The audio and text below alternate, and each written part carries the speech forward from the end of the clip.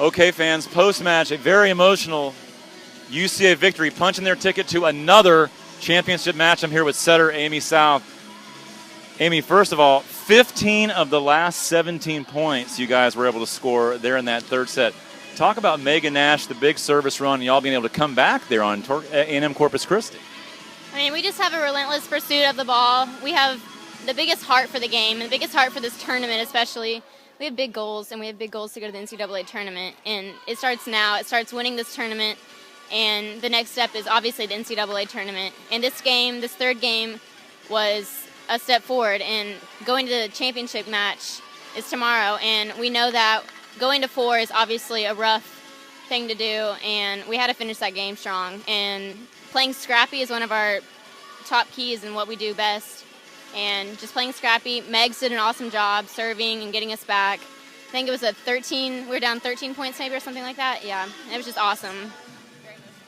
When teams prepare for you, they obviously prepare for your big pin hitters, Singleton and Schnars, but Philana Petty's played a particularly good game today. Talk about how good it is to spread that offense all the way out, and if Petty's gets going, then that just opens up things for your pin hitters. Right. Not only having 3 hitters in the front row, but having my back row attackers options also. But Philani is awesome. She swings out the gym and jumps out the gym. She's awesome. She has a heavy arm swing. She can jump high and hit over people, hit around people. Just an awesome option. And my pin hitters, Heather and Evie, and even my middles are it's just so easy to set them. They're just incredible. Amy, I know that this year you had injury and then came back. Talk about the team support while you were out. I know that I met your dad here and your mom here for the first time whenever you guys came here to Northwestern State, and that was actually the game you came back. But talk about how the team kind of rallied and supported you during the time you were out.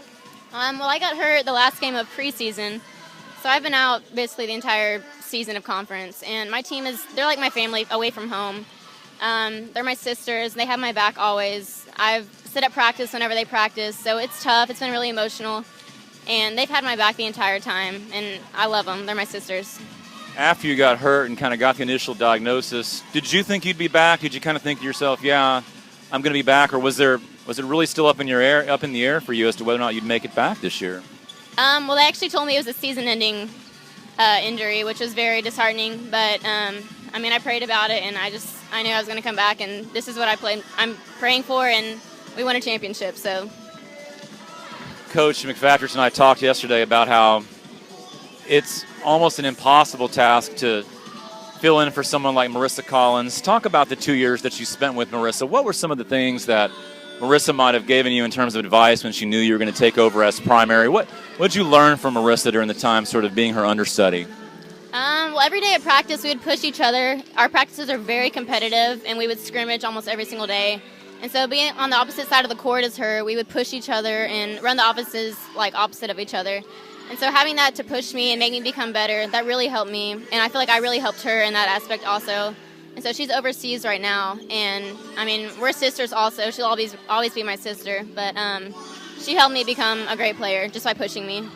We've talked a lot about offense, but today Brianna Brink held very much in check. She had 23 kills against HBU. You guys held her to 6.